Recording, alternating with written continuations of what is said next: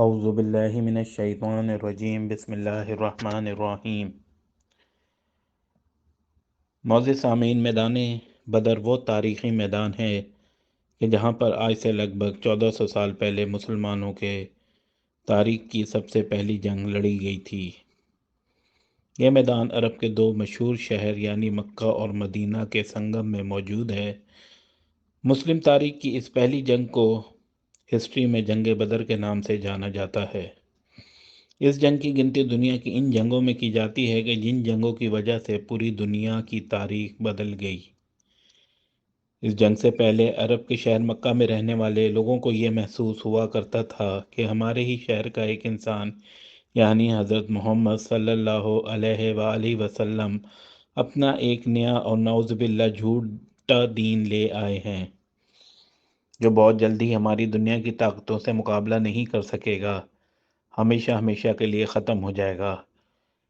لیکن اس جنگ کے بعد مکہ میں رہنے والے لوگوں کا غرور پوری طرح سے ٹوٹ گیا تھا۔ نہ صرف مکہ کے لوگ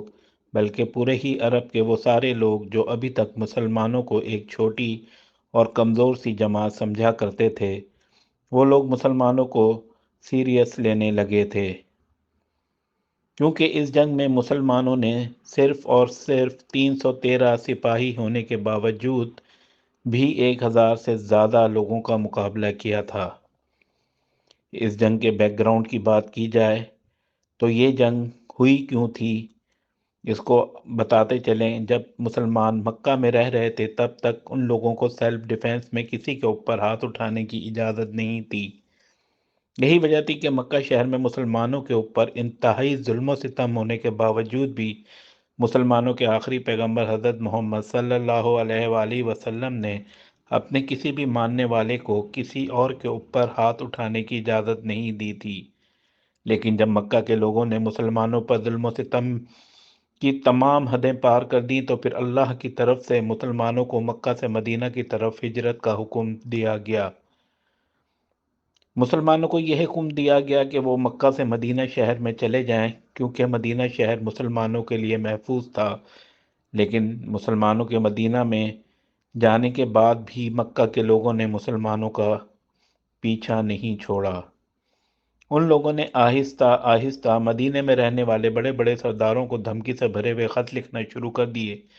جس میں یہ لکھا ہوا کرتا تھا کہ تم لوگوں نے ہمارے لوگوں کو پناہ دے رکھی ہے، تم کو چاہے تو تم لوگ جلد از جلد ان لوگوں کو واپس ہمارے پاس بھیج دو، ورنہ ہم لوگ تم لوگوں کے اوپر حملہ کر دیں گے۔ جس کی وجہ سے مکہ اور مدینہ کے لوگوں کے بھی جھوٹی چھوٹی جھڑپیں ہو جایا کرتی تھیں۔ دوسری طرف مسلمانوں کو اپنے سیلف ڈیفنس کی اجازت مل چکی تھی، یعنی ان لوگوں کو یہ حکم دے دیا گیا کہ اب وہ لوگ ظلم و ستم سہنے کے بجائے ظلم کے خلاف اپنی اپنی تلواریں بلند کر لیں۔ ایک بار مکہ شہر کا ایک تجارتی قافلہ ملک شام سے واپس آ رہا تھا اور اس قافلے کی سرداری ابو سفیان نام کا انسان کر رہا تھا،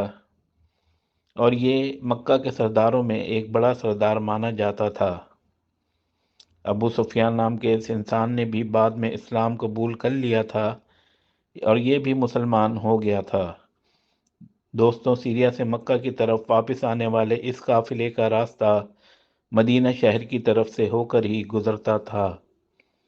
جس کی وجہ سے ابو سفیان کو یہ خطرہ لگا کہ مدینہ کے مسلمان ہم لوگوں کے اوپر حملہ کر دیں گے، جس کی وجہ سے ابو سفیان نے فوراً ایک خط لکھ کر مکہ کی طرف روانہ کیا۔ اس خط میں لکھا کہ ہمارے قافلے پر مدینہ کے مسلمانوں کا حملے کا خطرہ منڈلا رہا ہے، لہذا جتنا جلد ہو سکے ہماری مدد کے لیے مدینہ پہنچو۔ یہ سنتے ہی مکے کے سب سردار ابو جہل نے جنگ کی تیاری شروع کر دی اور 1000 کا بڑا لشکر لے کر ہتھیاروں سے لیس ہو کر مدینے کی طرف چڑھائی کرنے کے ارادے سے نکل پڑے۔ دوسری طرف جب اس بات کی خبر مدینے کے مسلمانوں تک پہنچی تو پھر ان لوگوں نے بھی پیغمبر حضرت محمد صلی اللہ علیہ وآلہ وسلم کے حکم پر جنگ کی تیاری شروع کر دی۔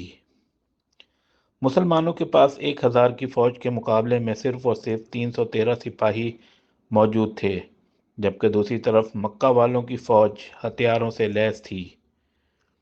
تو دوسری طرف مسلمانوں کی پوری فوج کے پاس صرف اور صرف 2 گھوڑے، 70 اونٹ اور چند تلواریں موجود تھیں۔ جن سپاہیوں کے پاس تلواریں تھیں ان کے پاس نیزہ نہیں تھا،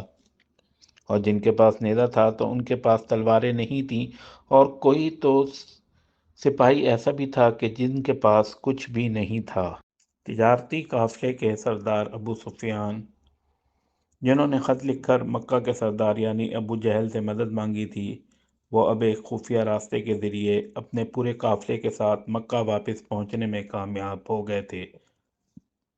جس کی وجہ سے انہوں نے ایک بار پھر سے خط ابو جہل کی طرف روانہ کیا۔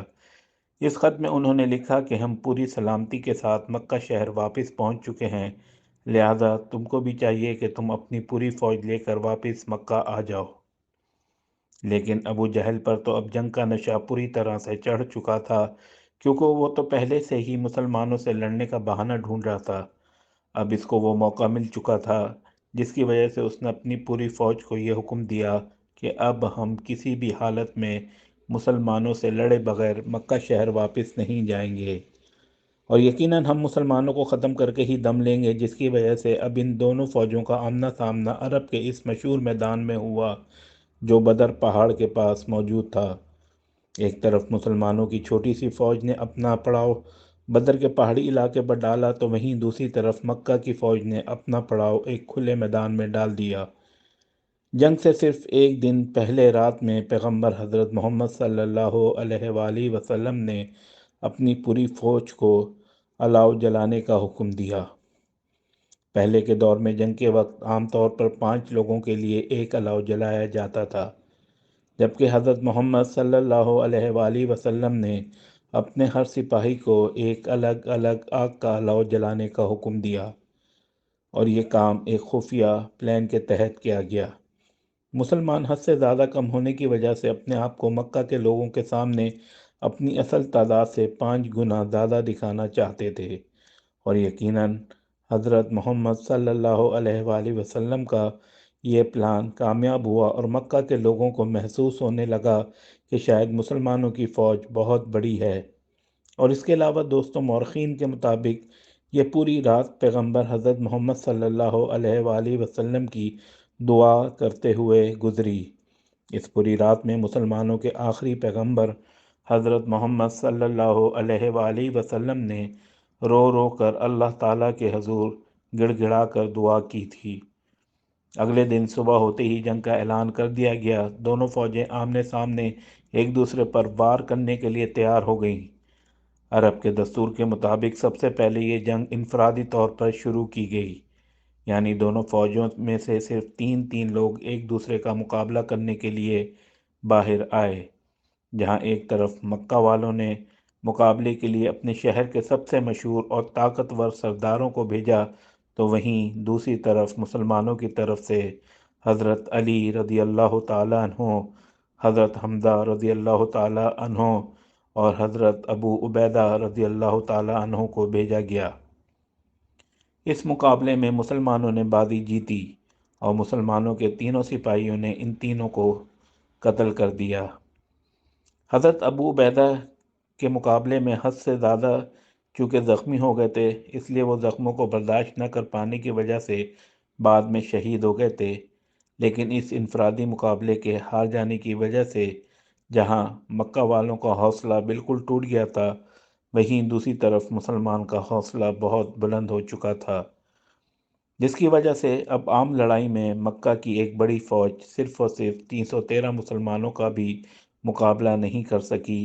اور پیٹھ دکھا کر بھاگنے پر مجبور ہو گئی۔ اس جنگ میں مکہ والوں کی طرف سے لگ بھگ 70 لوگ مارے گئے، ساتھ ہی ساتھ 70 لوگوں کو ہی مسلمانوں نے قیدی بھی بنا لیا، جبکہ دوسری طرف 14 مسلمان شہید ہوئے تھے۔ قیدی بنائے گئے مکہ کے لوگوں کو پیغمبر حضرت محمد صلی اللہ علیہ وآلہ وسلم نے فدیہ لے کر آزاد کر دیا تھا، اور جو لوگ فدیہ دینے کے قابل نہیں تھے،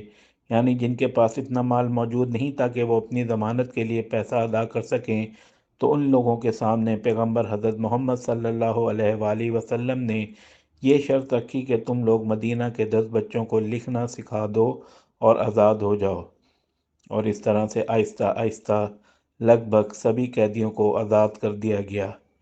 یہ جنگ 13 مارچ 624 کو لڑی گئی۔